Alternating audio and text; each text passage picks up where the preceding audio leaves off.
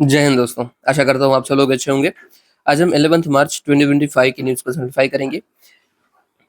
कल वीडियो मैंने नहीं बनाया था क्योंकि कोई भी ऐसी न्यूज़ नहीं थी जो कि हल्की सी भी मुझे इम्पोर्टेंट लगी हो। साथ ही साथ मैंने पीडीएफ वो शेयर कर दी है टेलीग्राम के अंदर और एक ही न्यूज़ थी माधव टाइगर रिजर्व की, जो कि हमने बहुत बार बात की है कि भाई मैं बोल रहा था ना कि भाई 58th बनने वाला है, वो बन चुका है, दैट्स इट। हमने बहुत बार बात की हुई है, बाकी कुछ खास नहीं था उधर। और वो साहित्य अकेडमी अवार्ड वो भी हमने 2-3 बार कवर कर लिया है। तो मैंने सोचा कि भाई आज नहीं बनाते हैं, खामखा टाइम वेस्ट होगा, मेरा भी होगा और आप देखोगे तो डेफिनेटली आपका भी होगा। इसलिए मैंने उसको स्किप किया, आधा बना के मैंने छोड़ दिया। छोड़िए चलो, अभी आज की न्यूज़, तो आज की न्यूज़ सारी सिंपल है, कुछ खास नहीं है। बस 2 न्यूज़ हमें समझनी है। एक है ये एपिजीनोम एडिटिंग, वो थोड़ा मेथोडोलॉजी है, वो समझना पड़ेगा। प्रीलिम्स के लिए तो सिर्फ वर्डिंग काम की है, ठीक है। इतना ही प्रीलिम्स के लिए काम का है, बाकी कुछ खास नहीं है, बट समझना ज़रूरी है उसे।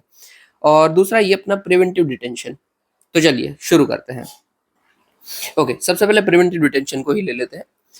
तो ये अपने कॉन्स्टिट्यूशन के आर्टिकल 22 के अंदर बात की गई है प्रोटेक्शन अगेंस्ट अरेस्ट और डिटेंशन की। तो सबसे पहले तो यही याद रखना है कि भाई 22 किसकी बात करता है, तो अरेस्ट और डिटेंशन की बात करता है। और अभी देखो यहाँ पे ना छोटी सी चीज आपको बस समझनी है, जो कि मुझे कंफ्यूज करती थी। जब मतलब मैं इनिशियल फेज में पढ़ रहा था ना, तो मैं बार बार कंफ्यूज हो जाता था आर्टिकल 20 और 22 में। कंफ्यूज मतलब याद रखने में कंफ्यूज। देखो जो आर्टिकल 22 है, ठीक है, वो प्रिवेंटिव डिटेंशन और प्यूनिटिव डिटेंशन की बात करता है, इन शॉर्ट अरेस्ट और डिटेंशन की। जबकि आर्टिकल 20 है अपना, वो ट्रायल की बात करता है। ट्रायल सिर्फ लिख देता हूँ, ठीक है, तो आपको याद रहेगा। वहां पे तो कन्विक्शन वर्ड, ठीक है, कन्विक्शन लिख दो, ठीक है, कन्विक्शन। इन शॉर्ट इसका मतलब क्या होता है दोनों का। समझ लीजिए कि मैं एक्स वाई जेड काम करता हूँ, कोई भी मैंने क्राइम कर दिया है, ठीक है। सबसे पहले मुझे यूज करना पड़ेगा, वो क्या करना, मतलब सबसे पहले मुझे इनिशिएट क्या करना पड़ेगा, भाई आर्टिकल 22, कि भाई मेरा अरेस्ट हो रहा है, जो अरेस्ट की प्रोसेस होगी वो क्या हो सकती है, उस अरेस्ट के दौरान मेरे पास क्या क्या राइट्स अवेलेबल हैं, वो सब बात करता है आर्टिकल 22। ठीक है, समझ लीजिए अब अरेस्ट हो चुका, अभी मेरे ऊपर केस बेस चला रहे हैं, ठीक है, मेरे ट्रायल चल रहे हैं, तब मेरे पास कौन सा राइट होगा, तो भाई आर्टिकल 20। ठीक है, तो सबसे पहले आर्टिकल 22 आता है, क्योंकि तब मेरा अरेस्ट हो रहा है, ड्यूरिंग अरेस्ट है और आफ्टर अरेस्ट है, और जब मेरे ऊपर ट्रायल्स चलते हैं तब मेरा यूज होता है आर्टिकल 20। ओके, आगे से इसको याद रखना। मुझे ना ये लिंक करने में थोड़ा दिक्कत हो रही थी, इसीलिए मैंने सोचा कि पहले आपको मैं समझा देता हूँ कि दोनों में मेन अंतर क्या है। इससे आप कभी भी भूलोगे नहीं। 22 अरेस्ट के दौरान, 20 ट्रायल कन्विक्शन के दौरान। ठीक है, केस चल रहा हो तब। अब याद कैसे रखोगे, कोई ट्रिक भी, देखो इसमें कोई ट्रिक तो नहीं होती है, बट फिर भी अगर ऐसा है तो भाई 22 में 2 टू है और अरेस्ट में भी 2 आर है, ऐसे याद रख लो, खत्म। 22 में 2 आर है, 22 तो वही डबल वाला होगा अरेस्ट। तो आपको दोनों में हमेशा डिफरेंशिएट कर पाओगे। और हाँ 23-24 में, मतलब वैसे नहीं होता है किसी को 22-23-4 में, बट फिर भी अगर देखो 23 है तो आता है लेबर। ठीक है, सबसे पहले बड़ा इंसान आ गया, तो यहाँ पे हम बड़े लोगों की बात कर रहे हैं, मैन की बात कर रहे हैं, मैन वुमन कोई भी बड़े लोग, ठीक है। और 24 में तो भाई पहले बड़े आएंगे फिर छोटे आएंगे, तो 24 में हम बात करते हैं चाइल्ड लेबर की। ठीक है, बस ये सीक्वेंस होता है, इस तरीके से आप ना दिमाग से सब आर्टिकल्स याद कर सकते हो कि अच्छा ये सीक्वेंस है, इस तरीके से मैं याद करूंगा, तो आपसे गलती ना हो। क्योंकि कई बार लोग उल्टा सुल्टा कर देते हैं, तो ये नहीं होना चाहिए। छोड़िए चलो, अभी चलो हम आर्टिकल 22 ही कवर करते हैं जो कि न्यूज में है। तो वे आर्टिकल 22 अरेस्ट और डिटेंशन की बात करता है। इसके अंदर 2 टाइप के डिटेंशन दे रखे हैं। डिटेंशन मतलब पकड़ना, ठीक है। एक है प्यूनिटिव डिटेंशन, एक है प्रिवेंटिव डिटेंशन। देखो प्यूनिटिव में पनिश, आपको सब दिख रहा है ना, PUNI पनिश, और प्यूनिटिव दोनों। तो कोई भी क्राइम हो चुका है उसके बाद आपको अरेस्ट किया जाता है, तो वो प्यूनिटिव अरेस्ट है। ठीक है, समझ लीजिए कि मैंने चोरी कर ली है, उस चोरी करने के बाद अगर मुझे अरेस्ट किया जाता है, then it is punitive detention, punish you. ठीक है, पनिश। और प्रिवेंटिव में प्रिवेंट, कि मुझे चोरी करने ही नहीं दे रहे। समझ लीजिए कि मैंने 50 चोरी करके रखी है, और मेरे शहर में कोई बहुत बड़ा एग्जीबिशन लगता है, सोने जवेरात बहुत कुछ पड़ा हुआ है, तो पुलिस आके पहले ही मुझे अरेस्ट कर रही है, यार तेरे ऊपर मुझे डाउट है कि अगर तुझे खुला छोड़ा तो तू फिर से चोरी कर लेगा, इसलिए मुझे ये चोरी न हो, इसलिए पहले से ही अरेस्ट कर लिया गया, ताकि वो चोरी को प्रिवेंट करवा सके। तो यह है प्रिवेंटिव डिटेंशन। ठीक है, तो दोनों में मेन डिफरेंस आपको समझ आ गया कि भाई प्यूनिटिव और प्रिवेंटिव में क्या फर्क है। अभी चलिए, अभी जो एक्चुअली क्वेश्चंस क्या पूछे जाते हैं, ये तो सब बकवास है, ऐसे थोड़ी ना क्वेश्चंस पूछेंगे। क्वेश्चंस क्या आते हैं, तो देखिए, अगर मुझे प्यूनिटिव डिटेंशन में अरेस्ट किया जाता है, प्यूनिटिव डिटेंशन मतलब कि मैं क्राइम कर चुका हूं, तो मेरे पास कौन कौन से राइट्स अवेलेबल हैं। सबसे पहले, राइट टू बी इन्फॉर्म्ड, मुझे बता दिया जाए कि भाई आपने चोरी की थी ना, इसलिए आपको अरेस्ट किया गया है। दूसरा, मुझे भाई वकील के साथ कंसल्ट करने दे, consult and defendant by legal practitioner, ये भी राइट है। फिर 24 आवर्स के दौरान मुझे मजिस्ट्रेट के सामने पेश किया जाए, हैबियस कॉर्पस के टाइप, ठीक है, कि 24 आवर्स में मुझे मजिस्ट्रेट के सामने लिया जाएगा कि इसने भाई ये काम किया है। और अगर मजिस्ट्रेट हाँ बोलते हैं तो मुझे अरेस्ट करके रखेंगे। पर अगर समझ लीजिए वो मजिस्ट्रेट तक मुझे पहुंचा ही नहीं पाते हैं, या फिर मजिस्ट्रेट हैं वो बोल देते हैं कि नहीं भाई इसे अरेस्ट मत करके रखो, तो मुझे 24 आवर्स के दौरान छोड़ दिया जाएगा। ठीक है, डन है। समझ लीजिए कि मुझे 24 आवर्स तक मजिस्ट्रेट के यहाँ पे लेके ही नहीं गए, तो क्या करना है, तो मुझे छोड़ना पड़ेगा भाई। और अगर समझ लीजिए कि लेके गए पर मजिस्ट्रेट ने बोल दिया कि यार छोड़ दो इसे, तो भी छोड़ना पड़ेगा। बट अगर मजिस्ट्रेट ने बोला कि नहीं इसे नहीं छोड़ना है, तो नहीं छोड़ा जाएगा, सिंपल। तो आर्टिकल 22 में प्यूनिटिव डिटेंशन के अंदर मेरे पास 4 टाइप के राइट हैं। एक तो भाई इन्फॉर्म करना, वकील के साथ बात करवाना, और 24 घंटे में मजिस्ट्रेट के सामने ले जाना, और 24 घंटे में छोड़ देना, अनलेस वो रेटिफाई नहीं करते, बोलने ही देते हैं। ओके, ये नॉर्मल बात हो गई। बट यही राइट क्या सबको अवेलेबल है, तो नहीं। तो देखिए, not available to enemy alien और ऐसे पर्सन जो कि प्रिवेंटिव डिटेंशन में अरेस्ट हुए हैं, क्योंकि ये तो सिर्फ प्यूनिटिव डिटेंशन की बात चल रही है, राइट। इसमें ना वैसे कंफ्यूज करते हैं ये कॉन्स्टिट्यूशन की लैंग्वेज में। यहाँ पे देखो आर्टिकल 22 में 2 पार्ट बोले, 2 पार्ट मतलब वही प्यूनिटिव और प्रिवेंटिव, और बोले कि भाई फर्स्ट पार्ट में ये डील होता है, उससे अच्छा यही बोल दो ना प्यूनिटिव में ये डील होता है, तो पढ़ने वाले कंफ्यूज ना हो। बट ठीक है, इट्स फाइन। तो भाई नॉ किसको नहीं अवेलेबल है ये, तो एनिमी एलियन। एनिमी एलियन मतलब हमारी जो दुश्मन कंट्रीज है, चाइना, पाकिस्तान, उसके कोई पर्सन है तो उसके साथ नहीं होगा। साथ ही साथ प्रिवेंटिव डिटेंशन में जो अरेस्ट हुए हैं उनके साथ नहीं होगा। साथ ही साथ इतना ही नहीं है, और कहाँ पे नहीं होता है, अगर किसी पर्सन को कोर्ट ने ऑर्डर किया था कि इसको अरेस्ट करके आओ, तो भी ये जो नीचे राइट बताया वो रूल वो लागू नहीं होंगे। फिर किसी की सिविल अरेस्ट की जाती है तो भी लागू नहीं होंगे। फिर अरेस्ट किए जाते हैं अगर वो इनकम टैक्स नहीं पे किया है तो भी नहीं होगा। और डिपोर्टेशन ऑफ एलियन मतलब कि कोई बाहर से हमें भेज रहे हैं तो भी नहीं होगा। ठीक है, कोई भी पर्सन होता है ना भाई, एक्सट्रेडिशन करते हैं वैसे, तो उस पर भी लागू नहीं होगा। डिपोर्टेशन का इन शॉर्ट मतलब क्या होता है कि कोई पर्सन है, मतलब समझ लीजिए पाकिस्तान का हो, अमेरिका का हो, उसने कुछ यहाँ पे क्राइम किया और उसको हमें वापस भेजना है उसकी कंट्री में, मतलब बाहर निकाल देना है। तो कोई भी वो डिपोर्ट करने वाला है तो उसके ऊपर भी ये रूल्स लागू नहीं होंगे, क्योंकि वो तो नहीं बोल सकता ना, हमें समझ लीजिए उसको अमेरिका बोलना भेजना है, और वो बोले कि यार मेरे पास भाई वकील के साथ बात करनी है मुझे कि मुझे अमेरिका जाना या नहीं जाना, या फिर मुझे 24 घंटे के अंदर छोड़ो, बकवास बात होगी ये सब, राइट। कॉमन सेंस है, तो उन सब पे लागू नहीं होगा। तो भाई किन किन के ऊपर लागू नहीं होगा, अगर एनिमी एलियन है, अगर प्रिवेंटिव डिटेंशन में पकड़ा गया है, या फिर सिविल अरेस्ट किया गया है उसका, या फिर इनकम टैक्स नहीं भरा उसके लिए पकड़ा, कोर्ट ने बोला था, या फिर एलियन है जिसका डिपोर्टेशन करना है, तो इन किसी के ऊपर लागू नहीं होगा। ओके, तो किसके ऊपर लागू होगा, लागू होगा भाई किसी की क्रिमिनल अरेस्ट की गई है, या फिर कोई कॉसी क्रिमिनल है, मतलब कोई ऐसा क्राइम है जो कि क्रिमिनल कुछ एक्सटेंट तक है, तो उसके ऊपर लागू होगा। ठीक है, साथ ही साथ भाई कोई ऐसी एक्टिविटी जो कि पब्लिक इंटरेस्ट के खिलाफ हो तो भी हो सकता है, या फिर पब्लिक इंटरेस्ट के हित में हो कि भाई इसकी अरेस्ट करना तो जरूरी है, तो हो सकता है। क्लियर है किसका नहीं हो सकता है, किसका हो सकता है। ऊपर जो भी ये लास्ट में जो दे रखा है ना, अप्लाई टू ओनली, उन्हीं का हो सकता है, उन्हीं के पास ये राइट है, ऊपर बताए गए किसी के पास ये राइट नहीं है। ओके, डन है। समझ लीजिए अभी किसी को प्रिवेंटिव डिटेंशन में पकड़ा गया, अब तक तो हमने सिर्फ प्यूनिटिव डिटेंशन देखा है। प्यूनिटिव को तो ना अपना पनिश भी याद रखो, तो आपको दिक्कत नहीं होगी। पनिश भी याद रखिए, भले गलत होगा, याद रखना, स्पेलिंग याद रखना, बट ऐसा सोचो कि मैं प्रोनाउंस हमेशा पनिश भी करूंगा। ओके, फिर प्रिवेंटिव डिटेंशन में क्या होता है, सबसे पहले ये alien as well as citizen दोनों के ऊपर लागू होता है, मतलब यहाँ पे कोई दिक्कत नहीं है। सबसे पहले क्या होता है कि किसी भी व्यक्ति को अगर प्रिवेंटिव डिटेंशन में पकड़ा है तो 3 महीने तक उसको आप डायरेक्ट अंदर रख सकते हो, कोई इशू नहीं है। उससे ज्यादा आपको अगर रखना है, मतलब 3 महीने से ज्यादा रखना है, तो आपको एक एडवाइजरी बोर्ड होगा, उसकी परमिशन लेनी पड़ेगी। ठीक है, प्रिवेंटिव का मतलब क्या है कि भाई चोर, मैंने बोला था ना, एग्जांपल दिया कि भाई कोई क्राइम न हो, पहले से ही उसको अरेस्ट कर लेना जो कि क्राइम करता है, तो प्रिवेंटिव डिटेंशन है। और ऐसा आपको, चलो पहले क्राइटेरिया देखते हैं फिर बताता हूँ। फिर ज़रूरी उसके साथ आप बात कर सकते हो कि भाई आपको क्यों अरेस्ट किया गया है, but it is not mandatory. आपको लगता है कि भाई इसको बता दिया तो पब्लिक इंटरेस्ट के खिलाफ है तो मत बताओ, कोई दिक्कत नहीं है, क्योंकि प्रिवेंटिव डिटेंशन है। समझ लीजिए कि मैं बहुत बड़ा चोर हूँ, मेरा नेटवर्क भी बहुत बड़ा है, अगर मुझे बता देते हैं कि यहाँ पे एग्जीबिशन लगा था इसलिए तुझे अरेस्ट किया है, तो हो सकता है ना कि मैं मेरे दोस्त को बोल दूँ कि तू चोरी कर ले, तो मुझे ना बताए, पॉसिबल है। फिर opportunity to make representation against the detention order, मतलब कि उसको जो भी अरेस्ट किया गया है उसके सामने उसके पास अपॉर्चुनिटी होती है कि भाई मैं रिप्रेजेंट तो करूँ अपने आप को कि यार मैंने ये किया, मैं ये नहीं करूंगा, ऐसा कुछ भी रिप्रेजेंट, वो अपनी बात रख सकता है, दैट्स इट। ओके, ये सब होता है। अभी मैं आपको एक सिनेरियो देता हूँ कि जब आप डीएम बनते हो, एसडीएम बनते हो, तब आपके पास ये राइट होता है कि आप किसी भी पर्सन को प्रिवेंटिव डिटेंशन के अंदर अरेस्ट करो। मेरे एक रिलेटिव है, वो अभी डीएम है।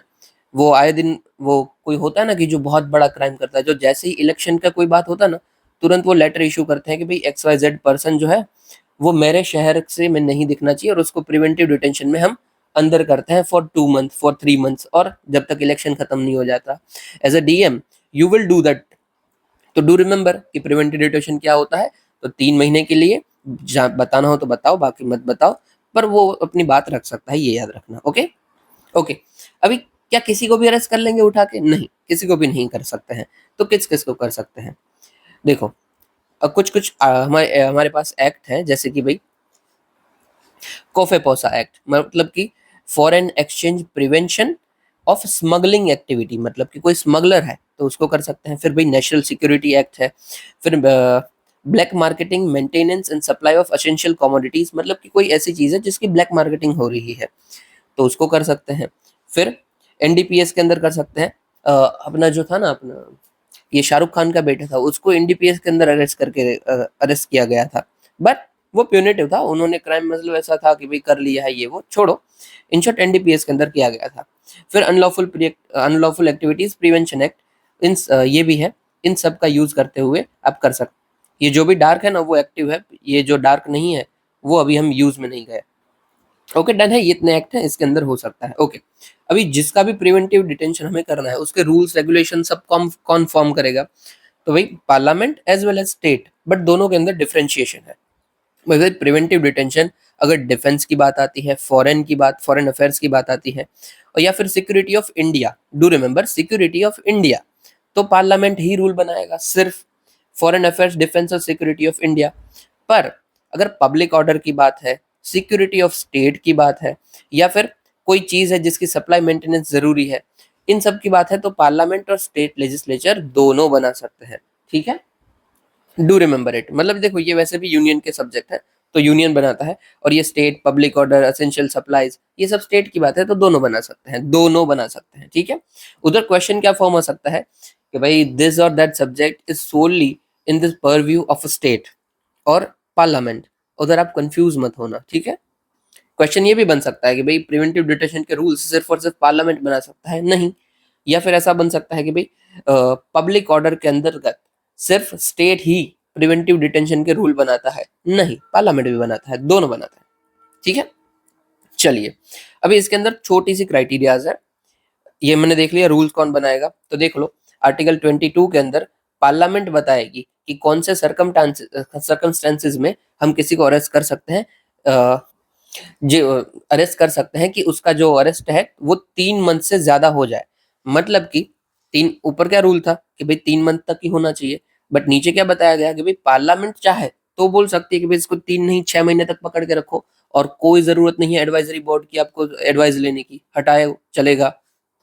साथ ही साथ मैक्सिमम टेन्यूर कितना होना चाहिए किसी करेस का, तो वो भी पार्लियामेंट बताएगा। ठीक, मतलब देखो यहाँ पे पार्लियामेंट बोला है कि पार्लियामेंट बताएगा ए चीज, बी चीज और सी चीज। बी में बोला है कि मैक्सिमम पीरियड, सी में बोला है कि प्रोसीजर, कि एडवाइजरी बोर्ड को कौन सी प्रोसेस फॉलो करनी पड़ेगी।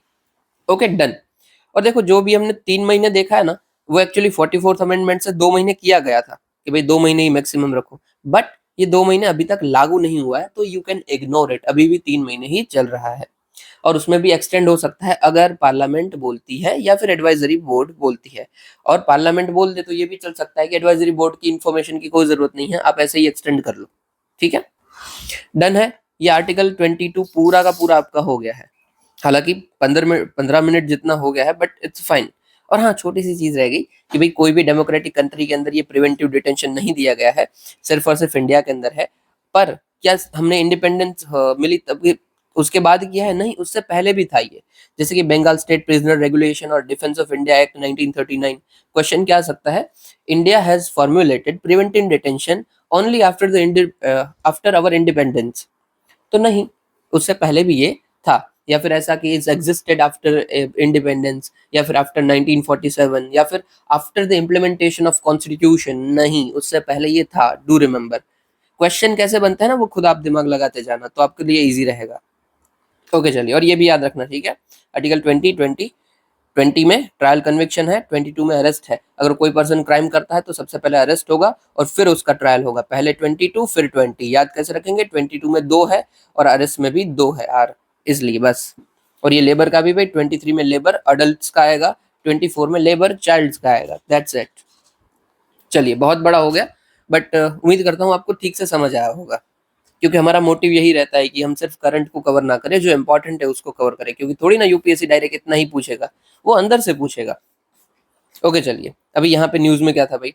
प्रिवेंटिव डिटेंशन, तो प्रिवेंटिव डिटेंशन विदाउट ट्रायल हो सकता है अगर पब्लिक ऑर्डर में। ठीक है, ठीक है।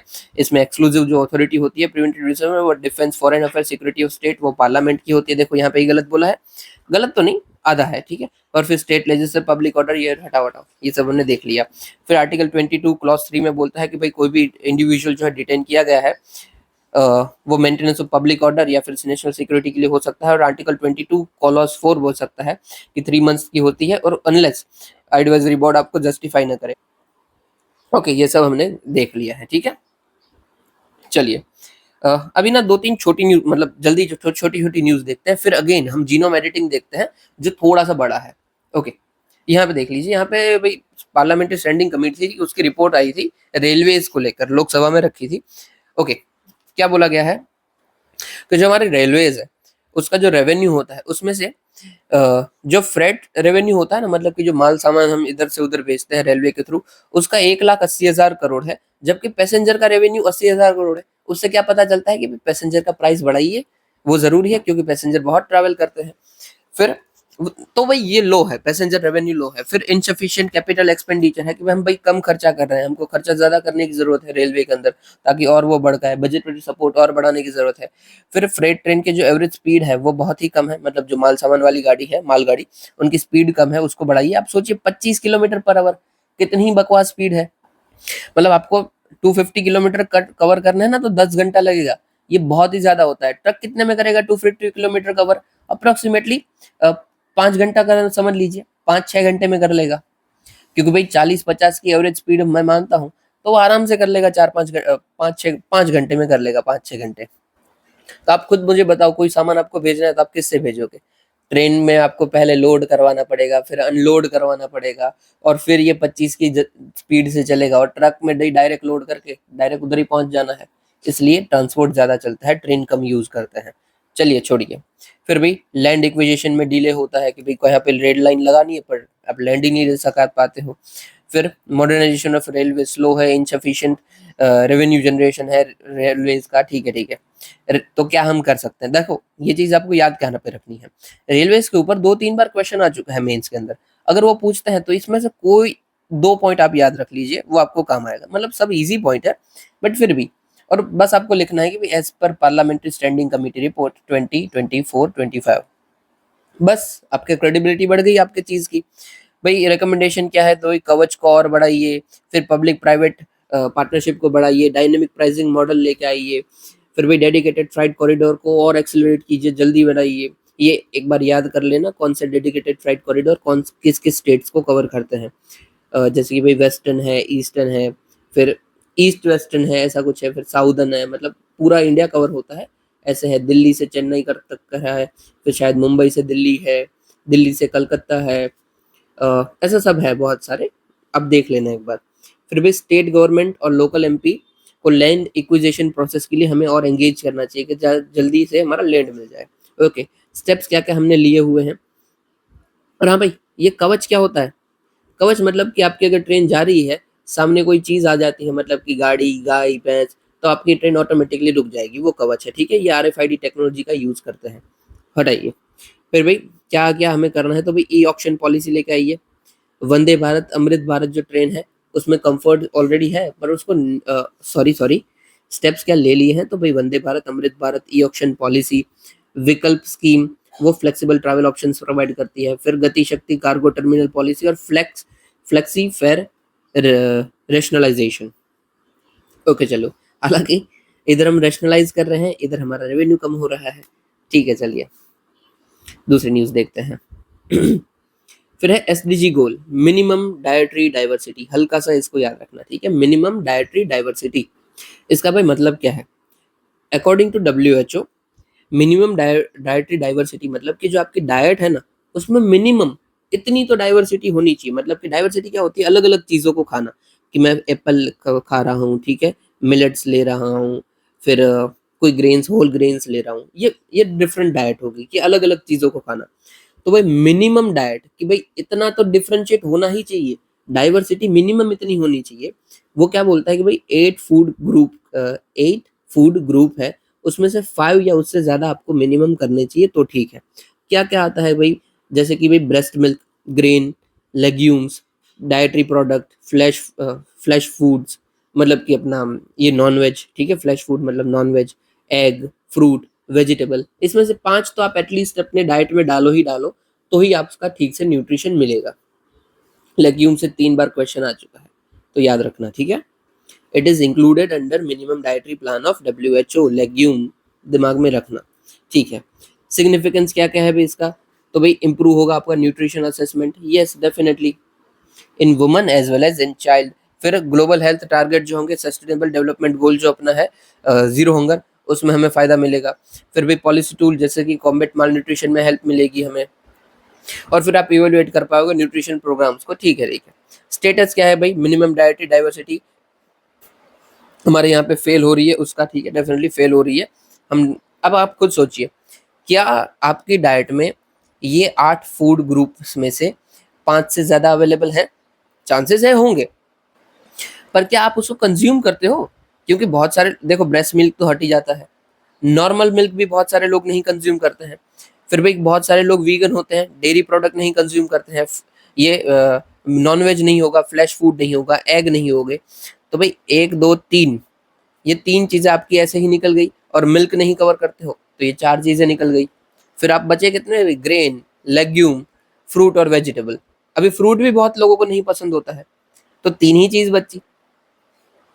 तो इन शॉर्ट इंडिया में एक तो चॉइस की वजह से ही फेल हो जाता है, और दूसरा सबकी कैपेसिटीज़ नहीं होती है। अभी भी इंडिया पॉवर्टी से जूझ रहा है, तो हर कोई ये 8 में से 5 नहीं अफ़ोर्ड कर सकता है, इसलिए इंडिया में फेलियर होता है, ठीक है। क्या है फ़र्क? तो रीजनल डिस्पैरिटीज़ है, जैसे कि भई central region of India, Uttar Pradesh, Rajasthan, Gujarat, Maharashtra, Madhya Pradesh, 80% children जो है वो फेलियर से गुज़र रहे हैं, ठीक है। फिर एज इम्पैक्ट है, जैसे कि 77% जितने चिल्ड्रन हैं एज्ड 6 टू 23 मंथ्स, वो भी लैक कर रहे हैं मिनिमम डाइटरी डाइवर्सिटी। फिर वल्नरेबल सेक्शन, जैसे कि भाई ओबीसी के पर्सन है, उसमें 79% हमें फेलियर देखने को मिलता है। शेड्यूल्ड कास्ट के जो है उसमें 77, और शेड्यूल्ड ट्राइब के हैं उसमें 76। अगेन आप शेड्यूल्ड ट्राइब, कास्ट, ओबीसी किसी के भी ऊपर क्वेश्चन आता है, उसमें यूज कर सकते हो as per WHO MMD. This that section is minimum dietary diversity failure of about more than 70%। और ऐसे ही याद रख सकते हैं, ये 79, 72 ऐसे याद नहीं रख सकते हैं आप, बस कोई भी नंबर याद रख लीजिए, जैसे कि अप्रॉक्स 75% बस। अभी देखो ये 75 अगर याद रख तो ये तीनों में चली जाएगा, तो किधर भी यूज कीजिए अप्रॉक्स 75, बस आगे लिख देना as per WHO MMD. Okay, sustainable development goal हमने याद करवाए हुए हैं, आपको पता होना चाहिए, नहीं पता है तो एक और बार याद कर लेना। और मैं ना वो कोड डाल देता हूँ, एक सेकेंड। देखो ये मेरा कोड है, आप चाहो तो इससे याद कर सकते हो, वही PHHEEWEWISP आप 4-5 बार दिन में, मतलब ऐसे देखोगे ना एक दिन में ही, तो ये आपको याद रह जाएगा। P stand for poverty, hunger, health, education, equality, water, energy, and decent work. फिर भाई IISP, industry innovation infrastructure, inequalities, फिर सस्टेनेबल सिटीज, फिर production, responsible consumption and production, फिर है climate change, sorry climate action, life below water, life above water मतलब कि life on land, फिर है peace, justice, strong institution and partnership for goals. ये सारे के सारे इधर भी मैंने लिखे हुए हैं कि भाई कोड आपका डायरेक्ट देखते हो तो आपको एक वर्ड से ही पता चल जाए कि ये इससे रिलेटेड बात करता है, कि भाई पूरा नाम याद नहीं आता तो सिर्फ इतना याद रख लीजिए भाई सस्टेनेबल डेवलपमेंट गोल, साइड में लिख दीजिए पॉवर्टी। ओके, तो कैसे आप यूज कर सकते हो इसको अगर चाहो तो। ठीक है चलिए, ये भी हो गया हमारा, इसको देख लीजिए अभी। Speaker condemns deliberate parliamentary disruption.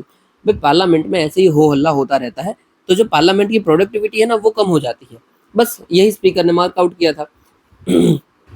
तो देखो क्या बोला है, 18th हमारी लोकसभा है, उसकी प्रोडक्टिविटी ड्रॉप हुई है 40%, मतलब कि पहले 44%, सॉरी 54% थी, अभी वो 40% आ गई है। हटाइए, ठीक है चलो, इग्नोर कीजिए। यहाँ पे शायद ये लोग लोकसभा राज्यसभा लिखना चाहते होंगे क्योंकि 2 नंबर दिए हैं, बट ठीक है, इग्नोर इट। इन शॉर्ट कम हो गई है, ठीक है। और ये स्टेडीली कम हो रही है, लगातार कम होती जा रही है, पर ठीक है। रीजन क्या है पार्लियामेंट्री डिस्ट्रप्शन के, क्यों होता है भाई? तो भाई बकवास सा कोई टॉपिक हो, कंट्रोवर्शियल टॉपिक हो, उसको वही लेकर पब्लिक अटेंशन ले लेते हैं और ऐसे ही हल हल्ला करते रहते हैं, जैसे कि हिंडरबर्ग कंट्रोवर्सी थी। फिर अपोजिशन ग्रैंड स्टैंडिंग, कि वही कोई भी प्रोसीडिंग चल रही है तो अपोजिशन का काम क्या होता है, उसी प्रोसीडिंग का कोई आप भाई पॉइंट उठाते हो और उसको बताते हो कि यार ये पॉइंट गलत है आपका, ये नहीं चल रहा है। जबकि आप समझ लीजिए कि बात चल रही है वुमेन बिल के ऊपर कोई भी, और आप बात करते हो कि भाई वुमेन का तो ठीक है, पर इंडिया चाइना का मैटर क्या चल रहा है। इससे दिक्कत क्या होगी कि भाई चाइना वाला तो चीज़ है ही नहीं यहाँ पे, तो कुछ होगा ही नहीं, उसमें बढ़ेगा ही, प्रोडक्टिविटी जीरो है, और वुमेन का जो चल रहा था वो भी होने नहीं दिया। तो शिफ्ट कर लेते हैं फोकस, कि भाई सिर्फ पब्लिसिटी के लिए आपने फोकस शिफ्ट कर लिया, तो वो भी ठीक नहीं है। फिर एंटी डिफेक्शन लॉ है, और जितने भी मेंबर है सबको करना पड़ता है, क्यों? क्योंकि विप की ऑर्डर होती है, विप के अगेंस्ट जाओगे तो आपके ऊपर एंटी डिफेक्शन लग जाएगा। विप क्या होता है ये अगर ये नहीं पता है तो जाइए पार्लियामेंट के अंदर और पॉलिटी पढ़ लीजिए, विप का पता होना जरूरी है। हर एक पार्टी का एक अपना विप होता है, विप मतलब एक पर्सन होता है, ठीक है, वो जो बताता है ना वो जी सबको फॉलो करना होता है। अगर आप फॉलो नहीं करते हो उसका मतलब ये है कि आप पार्टी अगेंस्ट हो, ठीक है। स्ट्रक्चरल रीजंस क्या क्या है भाई, number of political party increase हुई है, पार्लियामेंट्री जो फ्रेमवर्क है वो भी ठीक से डिफाइन नहीं है, जैसे कि भाई क्वेश्चन अवर, वैसे डिफाइन तो है भाई, like define time limit various business like question hour delay leading to delay. अच्छा अच्छा ठीक है, ठीक, ये कुछ खास नहीं है, इसको इग्नोर कर दीजिए, ठीक है, ये बकवास पॉइंट लिखा है। इम्प्लीकेशन क्या क्या है पार्लियामेंट्री डिस्कशन के भाई, डिबेट टाइम रिड्यूस हो जाता है, पब्लिक इंटरेस्ट कम हो जाता है, और पार्लियामेंट की 1 मिनट से ना वो हमें कॉस्ट करती है 2.5 लाख, अगर हम ज़्यादा डिबेट करते हैं, बकवास डिबेट करते हैं, तो इसी से हमारा ही नुकसान होता है। क्योंकि 2021 में बोला गया है कि भाई 133 करोड़ सिर्फ इसी की वजह से लॉस्ट हो गए, कि कायदे से जो काम करना था पार्लियामेंट को वो किया ही नहीं, ठीक है। मेजर्स क्या क्या है एड्रेस करने के भाई, जो मोशन होता है उसके थ्रेशोल्ड्स को बढ़ा दीजिए, मोशन में ना इतना सपोर्ट चाहिए कि भाई इतने एमपी का आपके पास सपोर्ट चाहिए, ये वो, उसको बढ़ा दीजिए, कि एमपी का कम सपोर्ट मिलेगा तो आप कर ही नहीं पाओगे। सिटिंग और बढ़ाइए, कि भाई डिस्ट्रप्शन हो रहा है तो सिटिंग बढ़ाओ ना आप। फिर डिस्ट्रप्शन को डिफाइन कीजिए कि भाई किसको डिस्ट्रप्शन बोल रहे हो आप। अगर आपको कोई वैलिड क्वेश्चन भी पूछता है तो आप ये बोल सकते हो कि भाई ये ऑपोजिशन वाले मुझे डिस्टर्ब कर रहे हैं, नहीं, वो इंटरप्ट कर सकते हैं, डिस्टर्ब नहीं हो सकता वो शायद। फिर ऑपोजिशन का टाइम होता है, वो कायदे से टाइम दो उसको, कि भाई हर संडे हर सैटरडे आपको पूछ ले, सैटरडे संडे नहीं सॉरी, हर वेडनेसडे आप पूछ लेना, ऐसा। जैसे कि भाई यूके में होता है, ऑपोजिशन डेज सेलिब्रेट किया जाता है, कि भाई हाँ सेलिब्रेट तो नहीं करना चाहिए, बताना चाहिए, पर होता है डिमार्केटेड। फिर भाई कंसेंसस बिल्डिंग कीजिए और स्ट्रेंथन कीजिए एथिक्स कमेटी को, एथिक्स कमेटी एक बार पढ़ लेना, ठीक है चलिए। फिर ये भी कवर कर लेते हैं, लास्ट में एपिजिनोम एडिटिंग करते हैं। फिर चीफ ऑफ डिफेंस स्टाफ ने भाई हाईलाइट किया है अनमेन्ड एरियल सिस्टम को और उसके थ्रेट्स को, और कैसे हम उसके लिए कैपेबल है, ठीक है। अनमेन्ड एरियल सिस्टम मतलब कि यूएवी, अनमेन्ड एरियल व्हीकल हो सकता है, या फिर अनमेन्ड एरियल सबमरीन हो सकता है, एरियल सबमरीन, वाटर सबमरीन हो सकता है, ऐसा कुछ भी, जो कोई भी इंसान नहीं चल रहा है, रोबोट के थ्रू चल रहा है। और इसके लिए हम लेके आए हैं comprehensive counter unmanned aerial system. Comprehensive counter मतलब क्या होगा, कि उसको हम काउंटर कर रहे हैं ना, जो भी एरियल सिस्टम है उसको काउंटर करेंगे, दैट्स इट। तो ये कौन सी सिस्टम होगी, जो कि भाई ऐसे चीज़ों को डिटेक्ट कर पाए, उसको ट्रैक कर पाए और उसको न्यूट्रलाइज मतलब कि उसको तोड़ पाए, दैट्स इट, ओके। तो इसका मतलब मुझे यहाँ पे हल्का सा ये मार्क कर देना चाहिए, यस, ओके। आगे देखते हैं थ्रेट क्या क्या है भाई अनमैन्ड एरियल सिस्टम के, क्या हो सकता है। तो भाई स्वैम्प अटैक हो सकता है हमारे यहाँ, मतलब चोरी छुपे हमारे एरियाज में घुस रहे हैं फिर तोड़फोड़ कर रहे हैं, जैसे कि रशिया ने ब्लैक सी के अंदर पॉट तोप्से में किया था। पॉट तोप्से सिर्फ आप याद रखना, ये ब्लैक सी के अंदर पड़ता है। फिर स्ट्रेटेजिक थ्रेट्स हो सकता है कि भाई हमारी जो कम्युनिकेशन लाइन है उसको तोड़ दिया, या फिर पावर ग्रिड को तोड़ दिया, ये ड्रोन आके उसमें टकराता है, पावर ग्रिड पूरी की पूरी उधर की चली गई। तो दिक्कत आप सोचो, एकदम रिमोट एरिया का नॉर्थ ईस्ट का एरिया है समझ लीजिए, पूरी की पूरी ऐसी 2 पावर ग्रिड हमने बना के रखी है, एग्जांपल दे रहा हूँ, ठीक है, वैसे बहुत सारी होगी। और जो ड्रोन्स आते हैं वो इसी को तोड़ देते हैं, और जैसे ही तोड़ा पूरे नॉर्थ ईस्ट में भी इलेक्ट्रिसिटी चली गई। हालांकि एग्जांपल दे रहा हूँ हाइपोथेटिकल, ऐसा होता नहीं है कि सिर्फ एक जगह से ही ग्रिड आ रही है, बहुत जगह से आ रही है, पर चली तो जाएगी ना, समझ लो कोई एक विलेज में चली जाएगी, और उस एक विलेज में टेररिस्ट बैठे हुए हैं, वो इसलिए तोड़ दिए उसको। और फिर टेररिस्ट भी इसका यूज कर सकते हैं, ये अनमैन एरियल सिस्टम का, ठीक है, मतलब यूएवी कुछ भी हो सकता है। ओके, काउंटर मेजर्स क्या क्या हैं जो हमने लिए हुए हैं। भाई रिमोट आईडी, जितने भी कमर्शियल्स हमारे जो यूएवी होते हैं, एरियल सिस्टम होते हैं, उसकी सबकी हमने एक आईडी बनाई हुई है। फिर नो फ्लाई फर्मवेयर की भाई हमने बताया हुआ है कि भाई यहाँ इस एरिया से आप कुछ भी फ्लाई नहीं कर सकते हो, या फिर इतना ही लेवल का फ्लाई कर सकते हो कि भाई इतने डिस्टेंस तक, ऐसे सब लिमिट है। फिर डिटेक्शन, हमने रेडियो रडार और रेडियो फ्रीक्वेंसी सेंसर्स लगाए हुए हैं। नॉन काइनेटिक, काइनेटिक हमने न्यूट्रलाइज सिस्टम बनाए हुए हैं। नॉन काइनेटिक क्या होता है कि भाई तोड़फोड़ नहीं करना है, कोई जैसे कि यूएवी आ रहा है, मतलब ड्रोन ड्रोन आ रहा है, ठीक है, उसको भी सिग्नल्स चाहिए होता है ना, कि कोई सिग्नल से वो काम कर रहा होगा, कोई रिमोट विमोट या किसी से भी। अब इस सिग्नल को ही हम जैम कर देते हैं, सिग्नल जैमर होता है, ये एक सिस्टम होती है, सिग्नल उसको मिलेंगे ही नहीं, सिग्नल नहीं मिलेंगे तो ये अपने आप नीचे गिर जाएगा, बात खत्म हुई। तो भाई सिग्नल जैमर, स्पूफिंग कुछ भी हो सकता है, ठीक है। स्पूफिंग में डुप्लीकेट बना देते हैं कि डुप्लीकेट सिग्नल आ जाएंगे, हटाइए, इग्नोर कीजिए, वो काम का नहीं है। स्पूफिंग मतलब डुप्लीकेट, बस इतना याद रखिए। वो क्या है, डिजिटल एज में, डिजिटल में भी यूज होता है।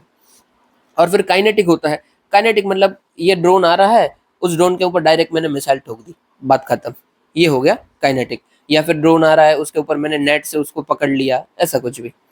ओके, इसराइल के पास ड्रोन डोम सिस्टम है, जैसे आयरन डोम है वैसे ही ड्रोन डोम भी है। ओके इंडिया के पास क्या है, सॉरी किधर गया, ओके, इंडिया के पास है भाई ड्रोन डिटेक्ट, डिटर और डिस्ट्रॉय सिस्टम, फिर ड्रोन गार्ड सिस्टम, और पायलटलेस टारगेट एयरक्राफ्ट लक्ष्य। ओके, तो भाई डायरेक्ट पूछा जा सकता है व्हाट इज लक्ष्य, वैसे नहीं पूछा जा सकता है, कम चांस है, बट याद रखना ये ड्रोन के खिलाफ यूज होता है, एरियल जो भी थ्रेट्स होते हैं उसके खिलाफ यूज होता है, ये अनमैन एरियल सिस्टम के अगेंस्ट यूज होता है। चलिए, अभी सारी बड़ी न्यूज हो गई है, जीनोम एडिटिंग वाली बाकी है, तो डायरेक्ट उसको कवर करते हैं। अभी देखो, जो मैं बता रहा हूँ उसको ध्यान से सुनना है आपको, ठीक है, तो ही आपको समझ आएगा, बाकी समझ नहीं आएगा, यकीन मानिए, और खामखा मेरा और आपका दोनों का टाइम वेस्ट होगा। ओके, देखो, पहले से समझा रहा हूँ जीरो से, कि आपने अगर पुराना भी नहीं देखा तो आपको समझ में आ जाए।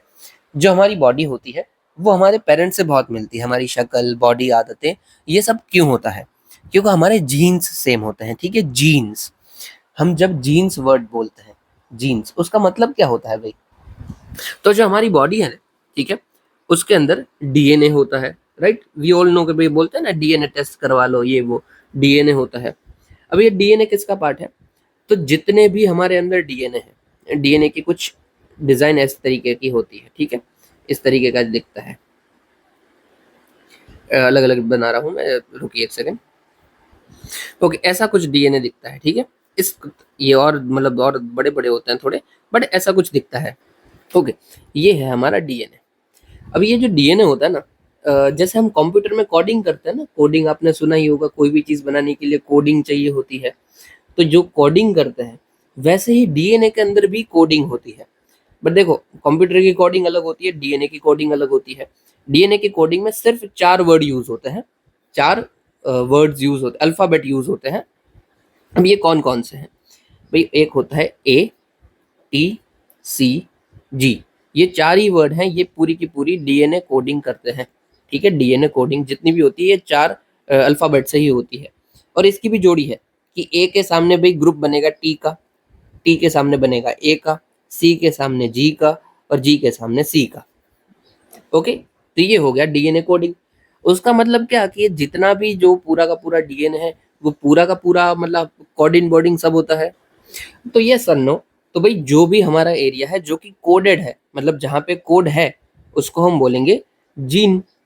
और जो भी एरिया जिस जो कि कोडेड एरिया है, ठीक है, coded area, as well as non coded area, मतलब कि वे जो कोड में नहीं है, मतलब ऐसा कुछ कोड नहीं दिया गया है, नॉन कोडेड। इस दोनों को हम क्या बोलेंगे भाई? इस दोनों को हम बोलेंगे जीनोम। ठीक है, तो जीनोम जो है वो बड़ी टर्म है व्हेन कंपेयर टू जीन, क्योंकि जीन जो है वो सिर्फ और सिर्फ कोडेड एरिया है, कोडेड। और ये coded as well as non coded area है। कोडेड नॉन कोडेड में पता चलता है ना कि भाई इसका ये कोडिंग, जैसे कि समझ लीजिए कि मुझे मेरी आंखों का कलर ब्लैक चाहिए, एकदम डार्क ब्लैक। तो समझ लीजिए फॉर एन एग्जांपल उसका कोड क्या हो सकता है? AATTG, ये डार्क कलर का कोड हो गया। और उसके सामने हमेशा क्या आएगा? ए के सामने TTAA और C। तो ये डार्क कलर की आई चाहिए, तो उसका कोड है। ओके, तो ये कोडेड एरिया हो गया।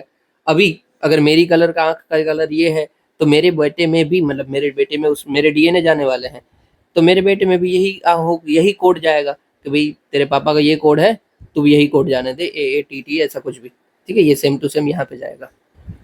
ओके, तो ऐसे हमारे जीन्स ट्रांसफर होते हैं, इसलिए हम बोलते हैं कि भाई इसके जीन्स में है ये सब चीजें। डन है, तो ऐसा कुछ होता है। अभी समझ लीजिए कि ये जो हाइपोथेटिकल केस है, ये जो कोड था ना, ये डार्क आंखों वाला, वो मुझे नहीं चाहिए।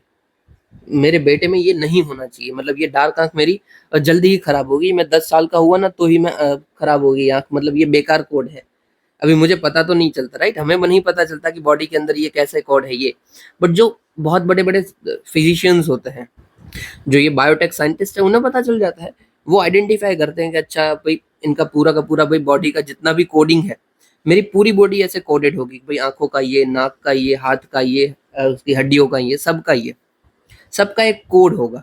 ठीक है, वैसे ही मुझे लगता है कि यार ये कोड नहीं जाना चाहिए मेरे बेटे के अंदर, या फिर ये जो कोड है ये खराब कोड है, इसकी ट्रीटमेंट होनी चाहिए। तो उसके लिए चीज क्या होती है? तो भाई उसके लिए चीज होती है जीन। ये मेरा जीन है ना, तो भाई जीन एडिटिंग।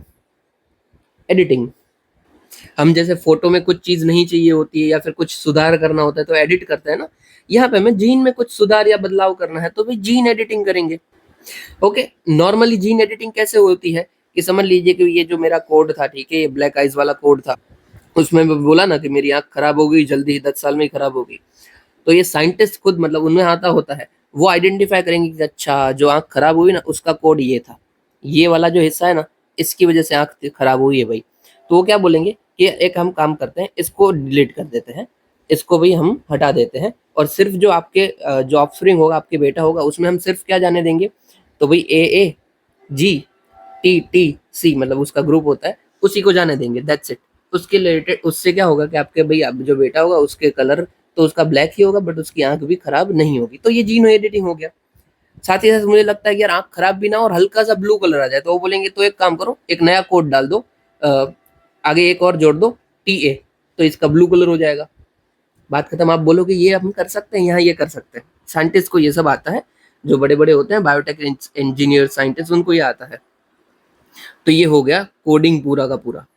अभी एक तो ये चीज हो गई कि ठीक है कि हाँ मैंने ये भाई जो डिलीट ही कर दिया कायदे से। और एक दूसरी चीज होती है एपिजीनोम। ओके, एपी का मतलब क्या होता है? कोई भी चीज ऊपर। एपी, यहाँ पे रुको मैं एक सेकंड। ओके, इसको मैं छोटा कर दिया इसलिए अभी और थोड़ा सा पता चलेगा। ओके, अभी एपिजीनोम क्या होता है? एपिजीनोम, जीनोम मतलब coded as well as non coded area. ठीक है, उसमें से हम ये ब्रेक करते हैं, एपी प्लस जीनोम। एपी का मतलब क्या होता है? तो किसी के भी ऊपर, अपॉन या फिर अबाव, ठीक है, उसमें। और इसमें किसके ऊपर और अबाव की बात कर रहे हैं? तो जीनोम के ऊपर और अबाव। तो जो हमारा जीनोम है, समझ लीजिए जीनोम ऐसा दिखता है, ठीक है, एग्जाम्पल है, उसके ऊपर कोई एरिया है, कुछ कुछ लिपटा हुआ है, कुछ है उसके ऊपर, तो उसको हम बोलेंगे एपिजीनोम। ठीक है, अभी इस एपिजीनोम एडिटिंग की वजह से हम उसकी मदद से हम इसमें चेंज कर सकते हैं। कैसे चेंज कर सकते हैं भाई? जैसे समझ लीजिए हमारी बॉडी को तो पता है ना कि हाँ भाई ऐसे मुझे एडिटिंग करनी है और ऐसे मुझे जीन्स बीन्स सब बनाने हैं, और ये कॉपी पेस्ट करते जाना है। बट ये जो भी हमारी बॉडी जीन्स बना रही है ना, मतलब आगे बागे ट्रांसफर कर रही है, जो भी कर रही है, ये इसकी उसकी फैक्ट्री जैसा है ना कि हाँ भाई उसको बता दिया गया है कि भाई ये कोड था, ये कोड का ही तुझे आगे जीन्स बनाने हैं, ठीक है, DNA सीक्वेंस बनाना है। अभी मैं क्या करता हूँ ये जैसे ये प्रोडक्ट है, ये हमारे जीन्स का ये प्रोडक्ट है, ठीक है, इसी के अंदर ये कोड लिखा हुआ है एटसेट्रा। अब ये जो हमारी फैक्ट्री है वो होशियार है, समझ लीजिए। ये जो प्रोडक्ट आगे जा रहा है ना, उसके रास्ते में मैं इसके ऊपर एक चिट लगा देता हूँ, एक चिट लगा देता हूँ कि भाई ये जो बीच में था ना मेरा, ये जो TTAA, इसको मत बनाना। मैंने बस चिट में लिख दिया कि ये भाई TTAA मत बनाना। ये मैं एग्जाम्पल दे रहा हूँ, आप ऐसा रट्टा मत मारना कि हम ऐसा जीन के ऊपर लिखेंगे लिखेंगे। ये सब इंजीनियर अपनी मतलब दिमाग से करते हैं कि ऐसा समझिए। ओके चलो, आशा करता हूँ आप समझ रहे होंगे, बट नहीं समझ रहे हो तो बताना। और प्लीज अगर समझ गए हो ना तो प्लीज मुझे बता देना कि हाँ भाई हम ठीक से समझ गए थे, वरना मेरे अंदर डाउट रह जाएगा। इन शॉर्ट हम चिट लगा दिए कि भाई हमारी जो फैक्ट्री है DNA की, भाई ये पार्ट मत बनाना, ये अच्छा नहीं है, इससे हमारी आंख खराब हो जाने वाली है। तो ये जो चीट लगा के आप DNA को बता देते हो ना, इसको सॉरी, इसको बोलते हैं DNA मिथाइलेशन। मिथाइलेशन कि आपने बस बता दिया कि ये हिस्सा हमें नहीं बनाना है। आपने अपनी बॉडी को बता दिया ये जीन को आप नहीं बनाओगे, और आपकी बॉडी समझ जाएगी हाँ भाई इस जीन को नहीं बनाना है। फिर दूसरी मेथड होती है कि आप इस ग्रीन से ही करता हूँ, रुकिए। फिर आप ये बना रहे हो, ये यही कोड था हमारा AATT, इसमें जो ये हिस्सा था ये हमें नहीं बनाना है अगेन, ठीक है, सेम टू सेम। तो हम क्या करेंगे, ये हिस्से के ऊपर कुछ कपड़ा वपड़ा रख देंगे, मतलब इन शॉर्ट ये हिस्से को हमने ढक दिया। हमारी बॉडी ये कर सकती है कुछ, मतलब उसको ढक देती है कुछ, उसके ऊपर व्रैप कर देगी। वो जो व्रैप होता है, ठीक है, कि भाई हमने व्रैपिंग कर दिया, व्रैप, कि वो हिस्सा अब हमारी बॉडी पढ़ ही ना पाए कि यार यहाँ पे क्या लिखा हुआ था, जैसे वो ब्लूप्रिंट जो भी है कि हाँ भाई इस तरीके से बनता है, वो पढ़ ही ना पाए। इस मेथड को हम क्या बोलते हैं, तो भाई हिस्टोन मॉडिफिकेशन। ये मैं बहुत ही इजी लैंग्वेज में बता रहा हूँ कि कुछ व्रैप कर लिया कि उसको ये दिखे नहीं, तो वो हिस्टोन मॉडिफिकेशन हो जाएगा। ओके, और एक तीसरी मेथड होती है। तीसरी मेथड क्या है कि हमारी बॉडी में RNA भी होता है, mRNA, ये सब आपने वैक्सीन हमने पढ़ लिया है, ठीक है, कुछ मैसेज छोड़ दिया, मतलब इसमें हम बॉडी को मैसेज दे देते हैं। मैसेज दे देंगे, MSG नहीं लिखता हूँ वरी आप कंफ्यूज हो जाओगे। मैसेज दे दिया कि यार ये नहीं बनाना है, याद रखना, ठीक है। ये जो मैसेज देने का काम करता है ना कि ये नहीं बनाना है, इसमें हम ये मैसेज के लिए किसको यूज करते हैं, तो भाई RNA यूज करते हैं, यूज RNA। इसीलिए इसको क्या बोलते हैं, RNA मीडिएटेड प्रोसेस, ठीक है। इन शॉर्ट तीनों में मतलब क्या हुआ है, हमने कोई भी जीन को काटा वाटा नहीं है, कुछ भी हमने कट फुट नहीं किया है। यहाँ पे तो हमने काट दिया था ना कायदे से कि चलो काट दो जीन को, पर यहाँ पे हमने कोई काट फूट नहीं किया, कुछ भी नहीं किया है। बस जो हमारी फैक्ट्री में कामकाज चल रहा था, जो भी DNA बनाने का काम चल रहा है, जीन बनाने का काम चल रहा है, उस काम में हमने कुछ छोटा सा ऐसे ही ऊपर से, क्योंकि इसका मतलब ही क्या है, अबाव, अपॉन, ऊपर से कुछ करके जोल कर लिया, और जो बुरी चीज थी उसको हमने हटा दिया, ठीक है। जैसे कि पहली मेथड में हमने ऊपर स्टिकी नोट लगा दिया और बोल दिया कि यार ये काम मत करना, स्टिकी नोट चिपका दिया है कि भाई ये नहीं बनाना है आपको। ओके, तो हमारी बॉडी ने नहीं बनाया। फिर दूसरे में हमने कुछ व्रैप कर दिया, मतलब कि कुछ ढक दिया, वो जो कोड था जो हमें नहीं बनाना था वो हमने ढक दिया, मतलब कि समझ लीजिए कि ये TTAA को हमने ढक दिया कि हमारी बॉडी ने फिर ये बनाया ही नहीं। और तीसरे में हमने कायदे से मैसेज दे दिया हमारी बॉडी को, जो हमारा DNA फैक्ट्री चल रही है, फैक्ट्री को मैसेज दे दिया कि भाई ये नहीं बनाना। वो मैसेज किसने दिया, RNA ने दिया। तो ये RNA मीडिएटेड प्रोसेस। ओके, पूरा का पूरा आई होप आप समझ गए हो कि एपिजीनोम एडिटिंग क्या होता है। तो ऊपर से जो कर रहे हैं, ऊपर से करने में ये 3 मेथड्स होती है। आपको क्वेश्चन क्या आएगा पता है, DNA मिथाइलेशन, हिस्टोन मॉडिफिकेशन और RNA mediated process is related to what. तो आप क्या बोलेगो, it is related to epigenome editing, ठीक है। यहाँ पे मैंने वो तो लिखा ही नहीं कि ये जो नीचे वाली है वो है एपिजीनोम एडिटिंग मेथड्स। ओके, और ये किसका पार्ट आती है ब्रॉड वे में, तो ये जीन एडिटिंग का पार्ट आती है। फिर आपको एक क्वेश्चन आ सकता है, in epigenome editing methods we cut our DNA and join any other DNA, ऐसा कुछ भी। तो याद रखना इसमें कुछ कट नहीं हो रहा है यार, या फिर कुछ भी हम जोड़ भी नहीं रहे, ऐसा कुछ भी नहीं होने वाला है। ओके ओके, चलिए अभी हम उम्मीद करते, यार प्लीज मुझे बताना आपको समझ आ जाए ना, तो क्योंकि इससे क्या होगा, मुझे पता चलेगा कि हाँ मैंने ठीक से बता दिया है, तो मतलब मेरे में सेंस ऑफ सेटिस्फेक्शन थोड़ा रहेगा। ओके, फिर यहाँ पे मतलब देख लीजिए, एपिजीनोम एडिटिंग स्टडीज जीन एडिटिंग के लिए जेंटलर वे, मतलब इजी वे हो सकता है, मतलब कुछ आप कट नहीं कर रहे हो, इजी कर रहे हो। एपिजीनोम क्या होता है? तो all chemical compound and modification that regulate gene expression without changing DNA sequence. Yes, without changing DNA sequence भी हो सकता है। क्यों? क्योंकि हमने कुछ कट नहीं किया है ना, यहाँ पे कुछ तोड़ा नहीं है, मतलब जो सीक्वेंस तो था वही का वही सीक्वेंस है, पर फिर भी हमने कुछ नहीं बनाया, हमने ऐसे ही कुछ ढक के कुछ नहीं बनाया। मतलब ये भी क्वेश्चन आ सकता है, in epigenome editing we are changing DNA sequence. नहीं, डीएनए सीक्वेंस चेंज नहीं कर रहे हैं, बस ढक दे रहे हैं, कुछ ऐसा कर रहे हैं कि वो बस बने नहीं जो डीएनए हमें नहीं बनाना था। Okay okay. फिर देखिए कौन कौन सी चीज epigenome editing technique adjust to transcription through modifying epigenome. Epigenome मैंने आपको बता दिया क्या होता है।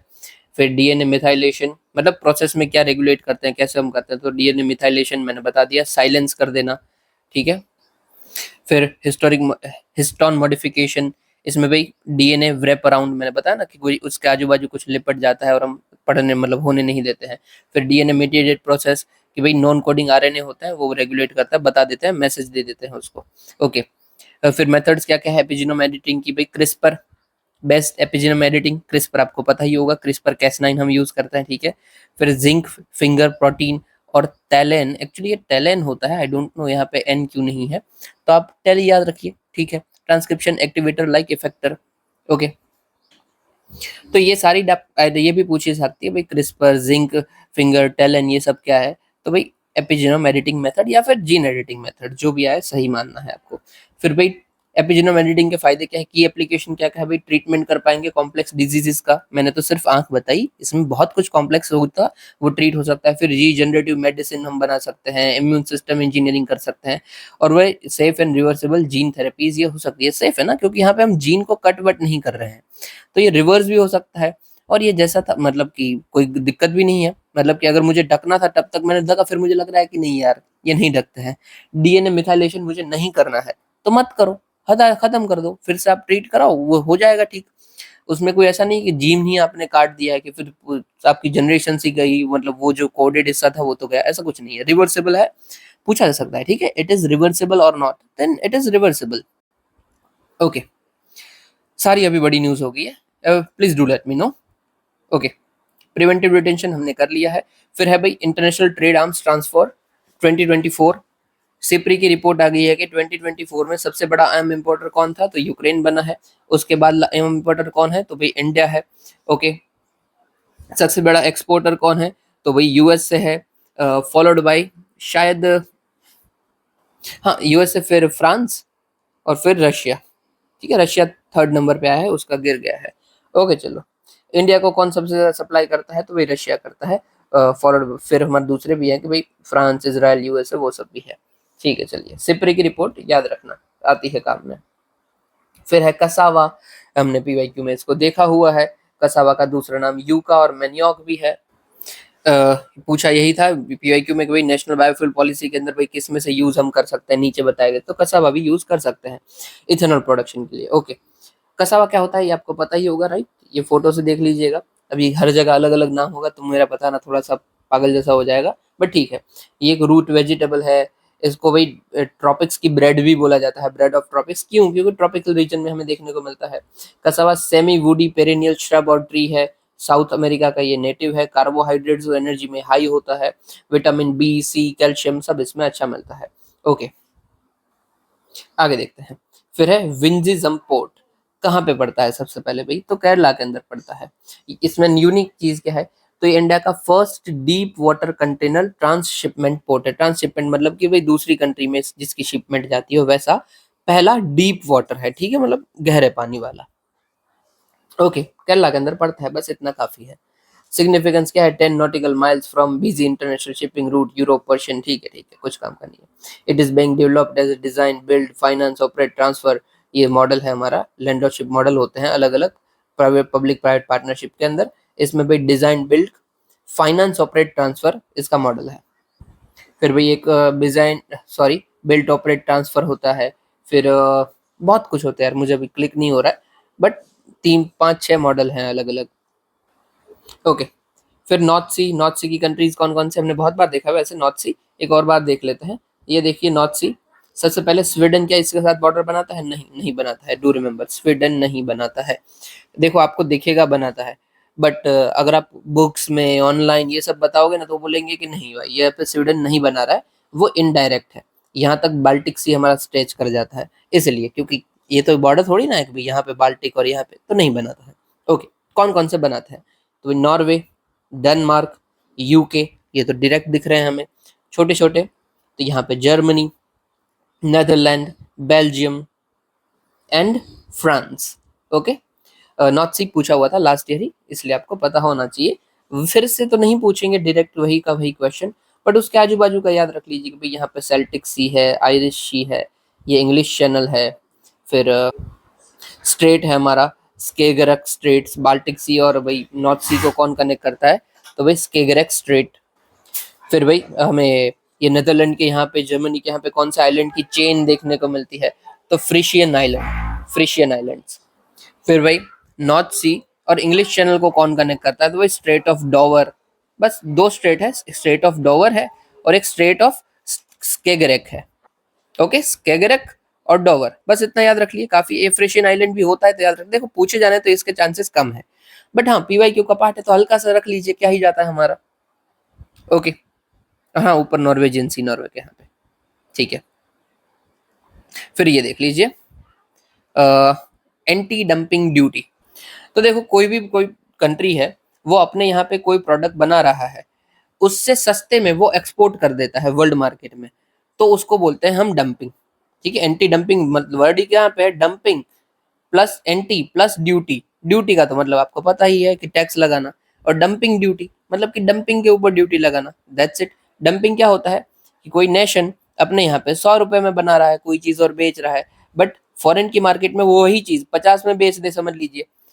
मतलब उसको बस निकालना है कि मेरे यहाँ से ये निकले, तो उसको डंपिंग बोलेंगे। उसका नुकसान क्या है? अगर वो खुद 100 रुपए में बना रहा है तो समझ लीजिए हमारे यहाँ पे कितने में बन रही होगी, चलो 80 में, 110 में, कितने में भी, पर 50 में तो नहीं ही। तो हमारे जो भी प्रोड्यूसर्स होंगे उसको नुकसान हो जाएगा। इसीलिए वो प्रोड्यूसर का नुकसान को बचाने के लिए हम उसके ऊपर ड्यूटी लगाते हैं कि एंटी डंपिंग की डंपिंग नहीं करनी है हमारे यहाँ पे। तो देख लीजिए, dumping export unitary cost below market share in world market definition. Taxes are imported goods to counter unfair practices dumping, protecting local producer. ठीक है, खत्म। ये एंटी डंपिंग ड्यूटीज है, वो हमारी भाई किसके अंदर रेगुलेट होती है? तो general agreement of trade and tariff, ये इंटरनेशनल बात है, ठीक है, इंटरनेशनल है। और फिर हमारे यहाँ पे कौन करता है, इंडिया के अंदर कौन करता है? तो director general of trade remedies under the ministry of commerce and while ministry of finance उसको इम्पोज करती है। मतलब कि क्या होगा, ये जो डीजी सॉरी डीजीटीआर है अपने, general director general of trade remedies, वो बोलेंगे कि यार ये ना प्रोडक्ट बहुत आ रहा है, इसके ऊपर आप 10% ड्यूटी लगा दीजिए। किसको बोलेगा? Ministry of finance. और मिनिस्ट्री ऑफ फाइनेंस बोलेगी कि हाँ भाई तेरी बात सही है, चल लगा देते हैं। बस दो मिनिस्ट्रीज अंदर आती है, commerce as well as finance. और आपको पूछा जाएगा कि भाई director general of trade remedies किसके अंदर काम करते हैं? तो कॉमर्स के अंदर काम करते हैं, दैट्स इट। ओके, फिर है ट्यूबरकुलोसिस, टीबी। टीबी एक पल्मोनरी डिजीज है ज्यादातर, ठीक है, आपके लंग्स जो होते हैं उसको इफेक्ट करता है।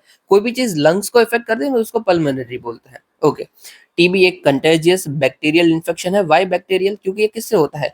Mycobacterium, mycobacterium tuberculosis. तो ये बैक्टीरियल डिजीज है, ये कफ, स्नीज, क्लॉज कांटेक्ट उस एक दूसरे के थ्रू फैल सकता है। टीबी के टाइप होते हैं, देखो टीबी जो होता है ना, उसमें हमारी कई बार दवाइयाँ रेजिस्ट करती है, मतलब दवाइयाँ असर नहीं करती है। क्यों नहीं करती है वो अलग बात है, क्योंकि उसमें चलो एमआर हो जाता है, मतलब एंटी माइक्रोबियल रेजिस्टेंस के जैसा ही हो जाता है, माइक्रोबियल रेजिस्टेंस। तो देखो दवाइयाँ असर ना करना, उससे रिलेटेड हमने टीबी की टाइप बताई हुई है। सबसे पहला है ड्रग रेजिस्टेंस टीबी, मतलब कि टीबी से दवाइयाँ, जो दवाई मतलब ड्रग्स, वो रेजिस्ट, कि टीबी दवाइयों से रेजिस्ट कर रहा है, मतलब कि असर नहीं कर रहा है। ओके, एक है मल्टी ड्रग रेजिस्टेंस, मतलब एक से ज्यादा दवाई, दो जितनी दवाई, जैसे कि रिफेम्सिन और आइसोनाइजाइड, वो आप आइसोनिजाइड, आई डोंट नो क्या बोलना चाहिए अभी, वो असर नहीं करती है वो दवाई। ओके, तो ये मल्टी ड्रग रेजिस्टेंट टीबी हो गया। फिर होता है एक्सटेंसिव ड्रग रेजिस्टेंट टीबी, मतलब दो से ज्यादा दवाई असर नहीं कर रही है। एक्सटेंसिव मतलब कोई भी दवाई डालो कोई असर ही नहीं हो रहा है, जैसे कि फ्लूरोक्लूरोलॉन्स डाल दिया हमने, असर नहीं हो रहा है, कोई इंजेक्टेबल ड्रग्स डाल दिए, इंजेक्शंस डाल दिए, असर नहीं कर रहे हैं, तो वो हो जाएगा एक्सटेंसिव ड्रग रेजिस्टेंस टीबी। फिर एक होता है टोटल ड्रग रेजिस्टेंस टीबी, मतलब कि कुछ भी असर नहीं करेगा, खत्म, केस ही खत्म, कुछ असर ही नहीं करने वाला है। फिर ना एक होता है मोनो ड्रग रेजिस्टेंस, मतलब एक दवाई असर नहीं कर रही है, जब तक मुझे याद है वही होता है, बट ठीक है, चलिए इग्नोर कीजिए। फिर है India has the highest TB burden globally, 27% जितने वर्ल्ड के केसेस हमारे यहाँ पे आते हैं। ओके, न्यूज में क्यों था, तो 6.1 lakh TB patient, ministry of health data के according, 100 days intensified TB elimination campaign, sorry, okay okay, ये हमारा कैंपेन चल रहा है 100 days intensified TB elimination campaign, इसके अंदर हमने 6.1 लाख टीबी पेशेंट को नोटिफाई किया है, दैट्स इट, ठीक है। ओके, चलिए लास्ट है हमारा एक्सरसाइज धर्म गार्डियन, किसके बीच में चलती है, तो भाई ये चलती है हमारी जापान के बीच में, इंडिया जापान की जॉइंट मिलिट्री एक्सरसाइज है। प्राइमरी फोकस क्या है, तो भाई काउंटर टेररिज्म ऑपरेशन, साथ ही साथ United nation peace keeping operation का भी पार्ट है, ह्यूमैनिटेरियन असिस्टेंस, डिजास्टर रिलीफ का भी पार्ट है, एक्सेट्रा, ये सब काम हम करते हैं इन शॉर्ट। चलो, अभी कहाँ पे हमने किया था, इस हटाइए, कुछ नहीं काम का। फिर है वन्नाटू, उसकी कैपिटल है पोर्ट वेला, कहाँ पे पड़ती है, तो भाई पैसिफिक ओशन में पड़ती है, साउथ पैसिफिक ओशन में, ये एक आर्किपेलागो है, ठीक है, मेलेनेशिया का पार्ट पड़ता है। देखो ये छोटे छोटे छोटे छोटे जो आइलैंड्स बनते हैं उसको हम आर्किपेलागो बोलते हैं। ओके, तो भाई इसका ओरिजिन तो वॉल्केनिक ओरिजिन है, हस्सी के जितने इसके अंदर आइलैंड है, और एक्सक्लूसिव इकोनॉमिक जोन है साउथ पैसिफिक में, हटाओ हटाओ जो भी हो। ओके, न्यूज में क्यों था भाई, तो प्राइम मिनिस्टर ने यहाँ के जो पासपोर्ट होते हैं उसको कैंसिल किया था, जो इंडियन फुजिटिव होते हैं उनको, इसलिए न्यूज में था, वो हटाइए, कुछ काम का नहीं है। बस ये लोकेशन ध्यान रखना, वन्नाटू कहाँ पे पड़ता है, तो पैसिफिक ओशन में पड़ता है, उसके आजू बाजू की कंट्री पे Kiribati, Nauru, Tuvalu, Fiji, Solomon island, ये सब है, ठीक है। ओके चलिए, आज के लिए इतना ही है, इतना सुनने के लिए आपका शुक्रिया, जय हिंद।